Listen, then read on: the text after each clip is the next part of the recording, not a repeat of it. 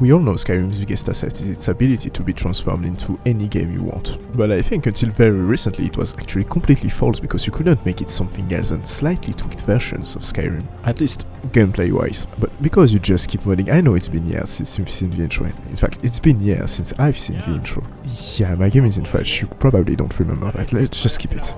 I'm Distar, a Skyrim modder, but I don't actually play the game, and it's something I have in common with most of my fellow modders. We mod a game that we don't play. But what's kinda particular about me, I guess, is I don't really play other games either. You probably play a lot more video games than I have and have a lot more experience with them than I do. I made my modding reputation by trying to bring Dark Souls gameplay into Skyrim, and at the time, I hadn't beaten Dark Souls 3 yet, which was the only Dark Souls I had played. I've also made a Hellblade time block mod very recently. I only played it in 2020 and it was the only new game I've played that year. I finished my videos by what's boring in Skyrim, let's make it this game. And most of the time, this game would be one of the only game I've played. I kinda am discovering how game works, and the thing I do is I try to mod their best features into Skyrim. Because Skyrim is an incredible game with a terrible gameplay. In June I made a mod that copied one of the Horizon Zero Dawn animation, but I only played the game last week. But what interested me this time was not really the gameplay. What struck me the most was this feeling of polish it gave me. It was the same feeling I had for Metal Gear Solid 5 and Hellblade. It's actually the complete opposite of Skyrim, and I think that it's actually what we need to bring Skyrim to the next level. Not really to transform it into Horizon Zero Dawn, but to give it that polished feel. And okay, it sounds like we need to do the whole game from scratch, and it kinda is the case. But because we're modding, the point to me is to identify what is the most important step, the mod that you will make that will bring you the most benefits, and if possible with the least amount of effort.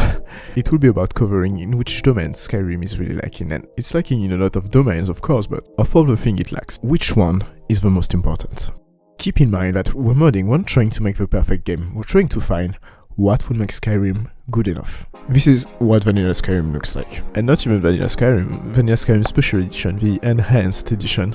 Yeah, it's been released in 2016, but it still looks like 2011.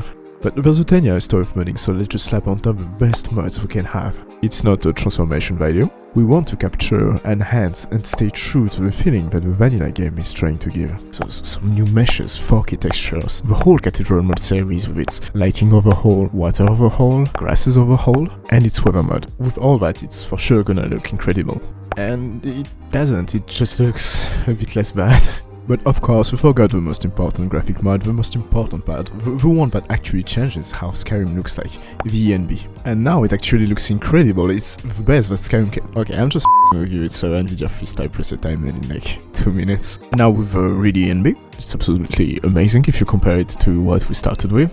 But is that enough to make it feel like a modern game? Well, the answer is no, but I think we can get away with it. It's a quick mod list I made, so you can probably make your game look better, but I think that's good enough already. Because while it doesn't look amazing, it doesn't hurt the eye anymore. Of course, it would be better to improve it, but there are more important stuff to take care about. Because if I start moving, I'm welcomed by the kinda awkward vanilla running animation, and of course we do have animation replacers to take care of that, and even better than usual, because last year the Underdog animation pack was released, and as far as I know it's the first time that an animation mod uses motion capture.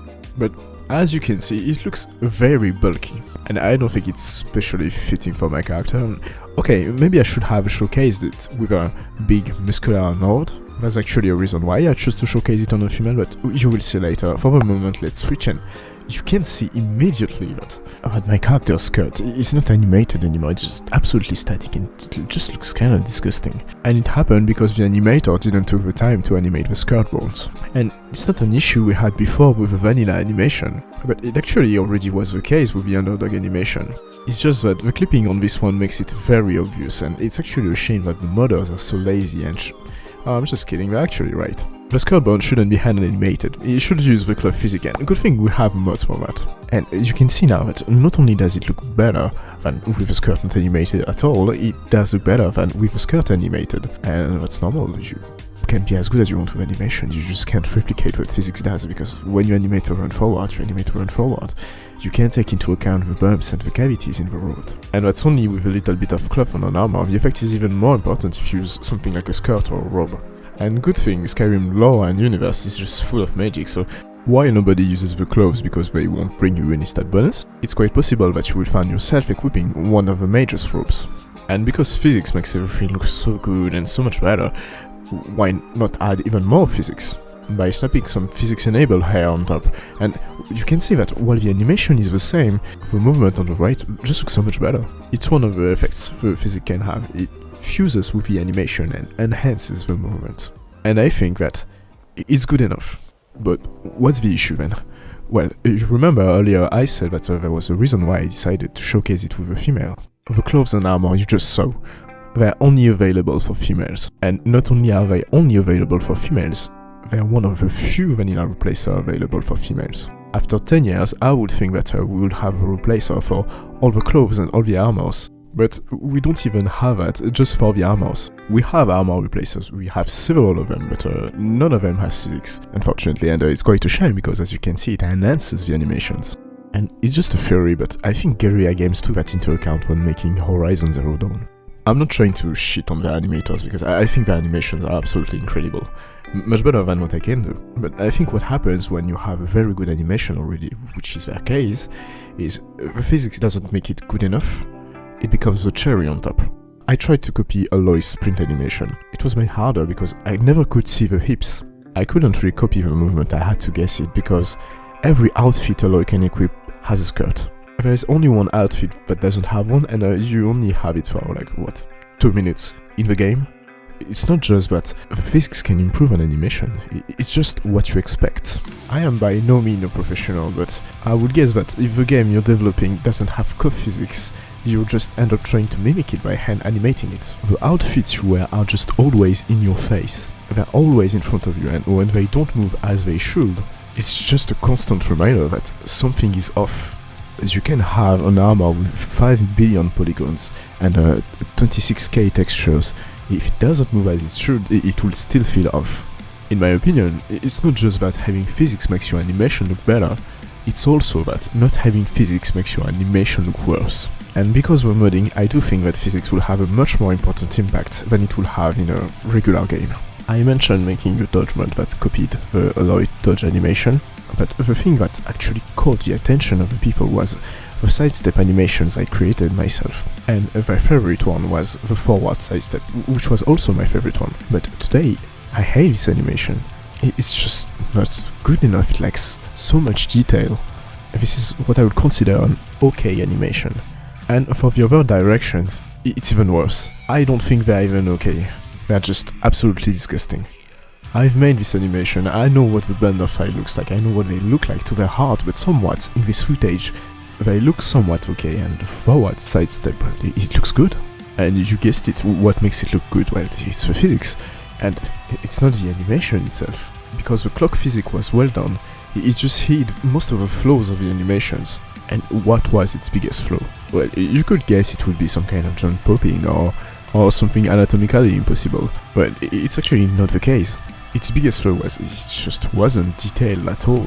And these details you don't have in the animations, but you will find them in the clock physics. And the only work I had to put in to have that was just to download the mods. And it's actually the case for the other animators. For the lack of well-animated movement, the well-made physics compensates. Even the vanilla animation that looked bad on its own, it's still not incredible, but with physics it looks okay. And it's especially important in a community where nobody animates the skirt bones. Because yeah, the lack of physics does make your animation look worse than it should, but the lack of hand animation, where there already is a lack of physics, it makes the animation absolutely horrible. And there's no reason to animate the said bones, it's just a gigantic waste of time and resources. My dodge mod is now almost ready to be released because it's in a state where I won't be ashamed to publish it. You might have noticed now that I changed the character I use in my showcase. I removed the clock of the character outfit because it just hides too much. I want to make sure that my mod looks good with or without physics. But there's a huge difference between the other modders and me. I have my patrons to support me. I can spend the whole day in Blender just making animations. It's not something you can do if you have a job or if you study on the side. Some people accuse me of trying to make the Patreon money because the DMCO development took a long time. Well, it's a lie. I can spend 10 days working on the same animation and I've already done that. I would then move on to the next animation and realize that the previous animation just wasn't good enough, and then I would come back again and rework it or even do it again from scratch. But I'm an exception, and it's very foolish to expect the other modders to do the same. And it's very unlikely that most modders will have very polished animations. A single animation from a dodge may take me entire days, and nobody has time for that except a few of us. You'll mostly just get somewhat okay animations. And this is what you should expect from modding. In fact, you shouldn't have any expectation at all. Most people are just amateurs doing that in their free time. Of the people who actually make incredibly high quality and polished animations, there are exceptions. Mike Knight is a professional animator now, but when he was modding, he was just spending his time animating and learning how to animate. He was doing nothing else. Because you need the time to make the animations, of course, but you also need the time to learn how to make them. Physics-enabled armor is the next step, and we just need somebody to do it. Not only will it look better if you already have some good animations, of course, but it will look exponentially better if it looks like an amateur did them, and that's what modders are, passionate doing stuff in their free time. And guys, let's not forget, what's brewing in Skyrim? Skyrim. Let's make it Horizon Zero Dawn.